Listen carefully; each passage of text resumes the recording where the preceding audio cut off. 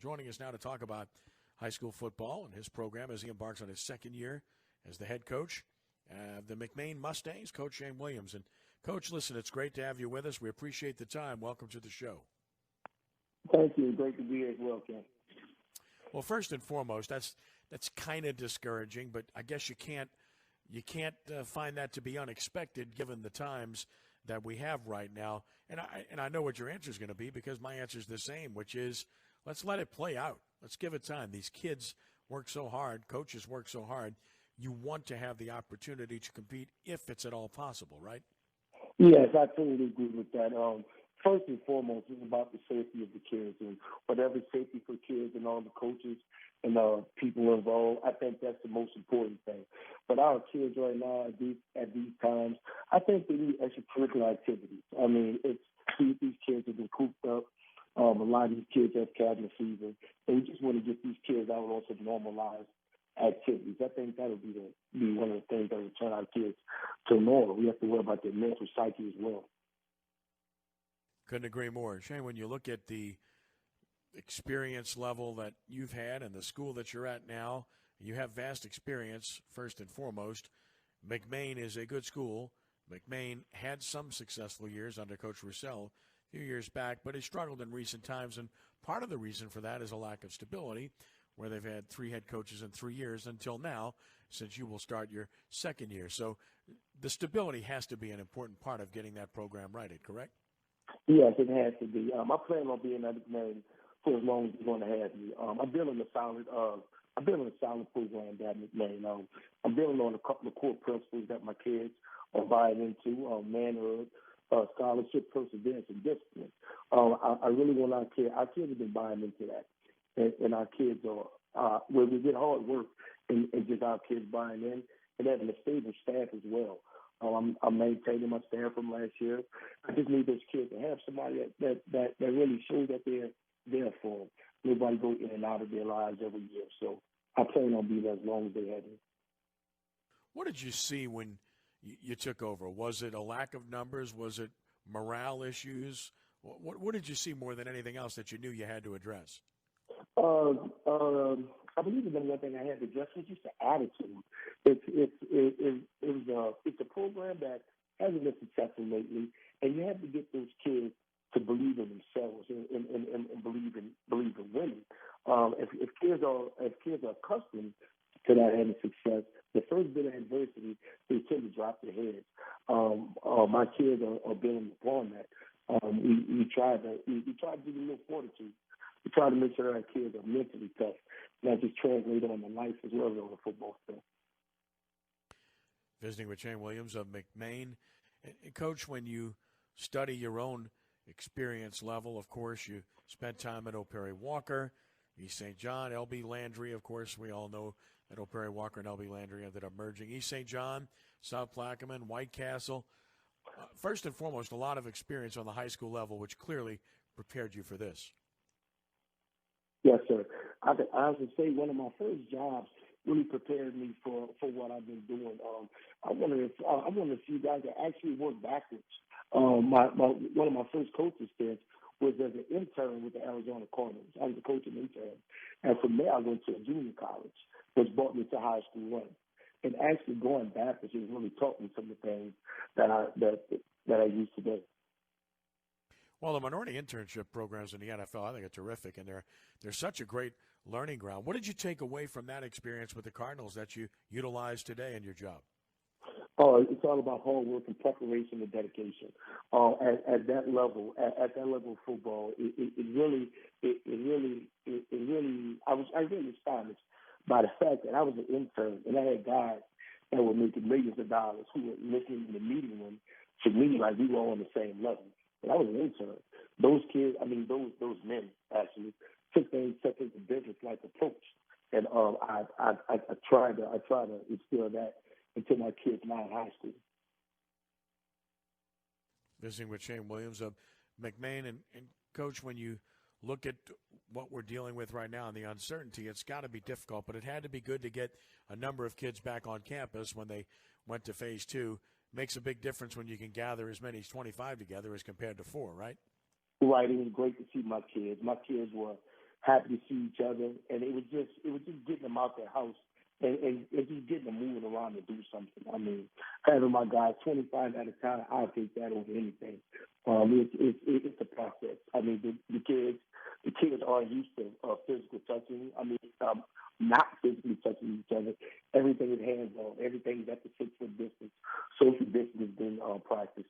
It's just hard, but those kids are just happy to be out with their peers. Some people that haven't been around for this whole pandemic. So my kids are really excited, really happy about being out. What kind of numbers do you expect for the Mustangs team this year? I expect to have between the mid-60s. Right now, I have 50 kids coming to work out every day, or sometimes in the high 50s. But I expect that I get back to school when my 8th graders are coming in, the incoming 9th graders. I expect my number to go up by at least 20 kids. So I'm really thinking high 60s, low 70s. That's what we started last year. And that was what I pride myself on. We had the most kids out of McMain than I've seen in a while, and to buy new helmets. I mean, it was really great. It was really great to buy new equipment as a need and not as a want. It felt good having the kids out. Well, 4A school, and looking at last year's schedule, pretty challenging when you play the likes of St. Paul's and Dutchtown and Warren Easton on the road, and you have to play Edna Carr, you have to play Carver. This was a challenging schedule last year, and I would imagine it's pretty much the same this season, correct? Yeah, very challenging schedule last year. It'll be the same as that schedule this year. The only difference, my kids are in the program for a year, and some of those games that we were close in, I believe that we've been built up enough to where we'll be able to push ahead and steal those games that we were 1 point losers in or 3 points to Booker T. Washington. I mean, those are veteran ball clubs, and I think our kids now have been in the system for a year. I think they're ready for that next step.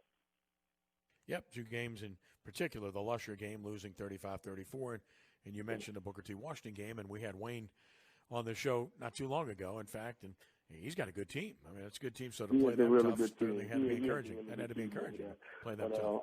I was in that game last year. He got me on the fake punt, so I don't think you're going to get me on that fake punt this year. So, Wayne, the fake punt not going to work, Wayne, this year, okay? I love it. Visiting with Shan Williams of McMain. Coach, talk about where you grew up and what the conditions were like as we find ourselves in this day and age of trying to find a way to reach equality and social justice. Talk about where you grew up and what the times were like for you as a adolescent growing up where you grew up. I actually grew up in Gretna, Louisiana. My mother's father educated, so I've always been in the education system. I attended St. Augusta High School, played football there, graduated in 1993.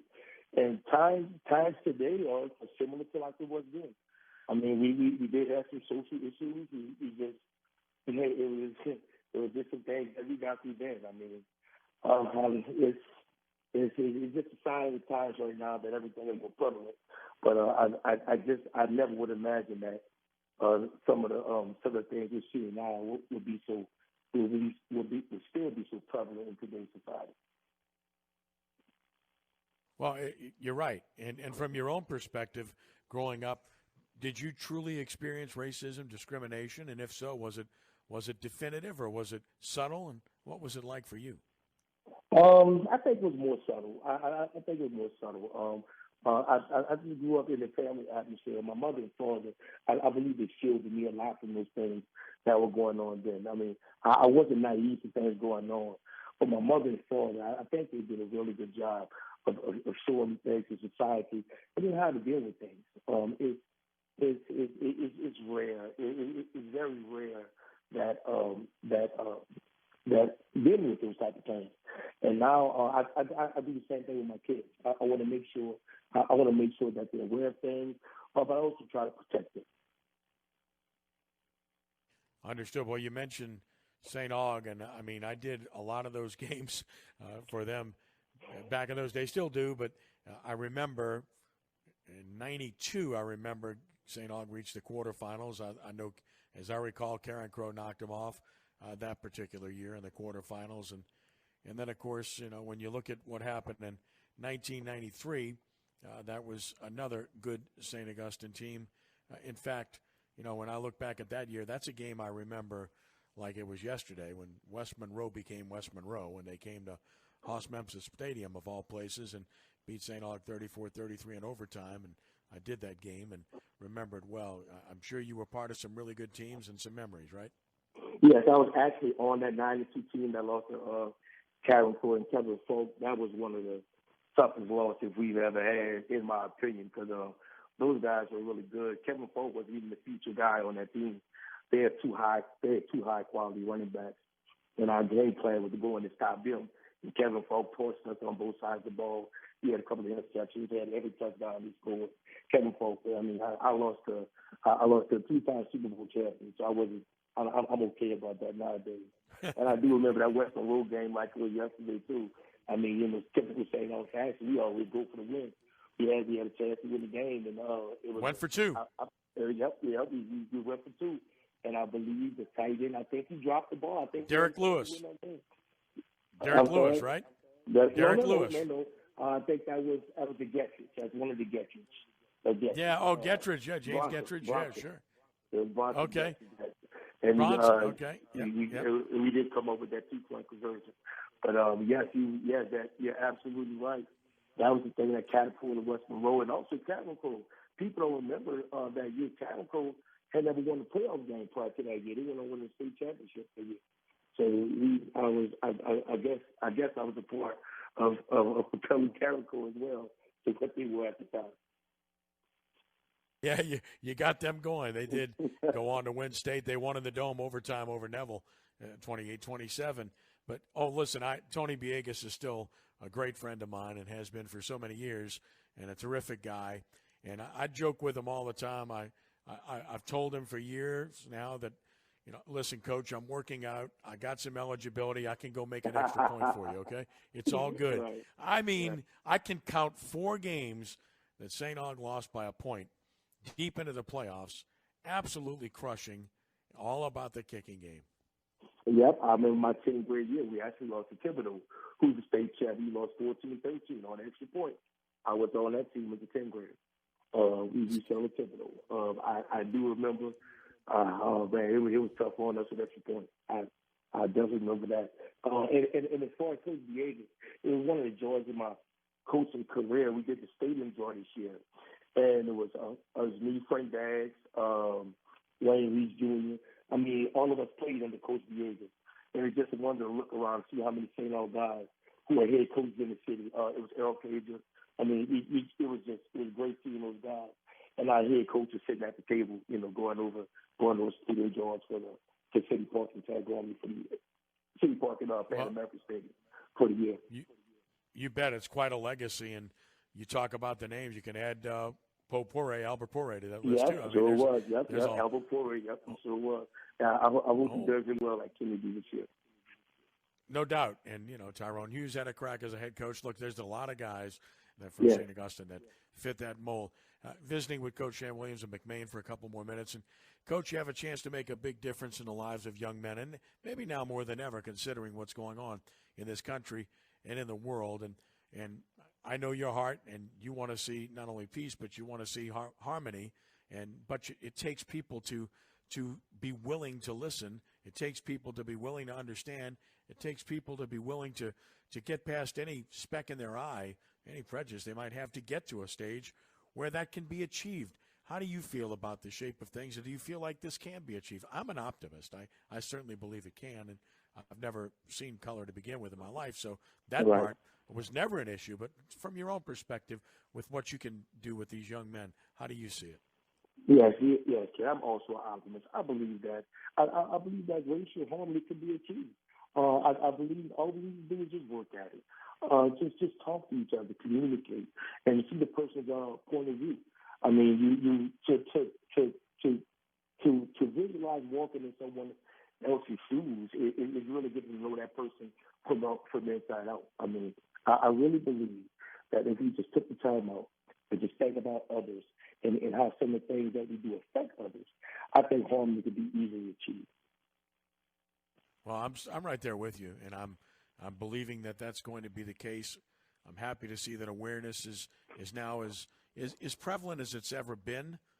There's still a long way to go, clearly, but I'm a believer in and mankind and the natural goodness of people overcoming the evil that exists in certain people. But I'd like to think that that's a minority, that the evil that exists is in the minority rather than majority. I can't understand, and I wouldn't be able to understand if most people didn't feel that way. I certainly do.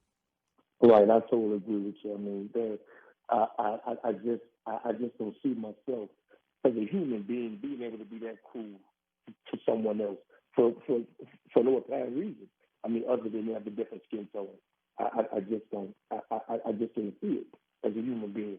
I wasn't raised like that, and I definitely don't. I definitely will teach my young men to be that way.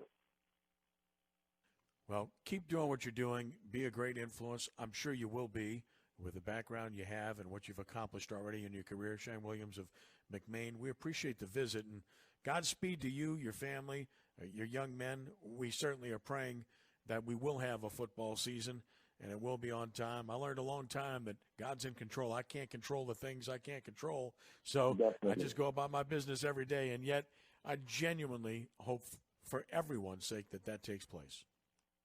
Yes, I hope so too, Ken. I'm just waiting on it. I'm just waiting on everything to get back to normal, and everything will be great. Blessings, Coach. Listen, I appreciate the visit. Take care of yourself, and we'll talk soon, yeah? I appreciate it, Ken. Thank you very much for having me. My pleasure. Shan Williams of McMain.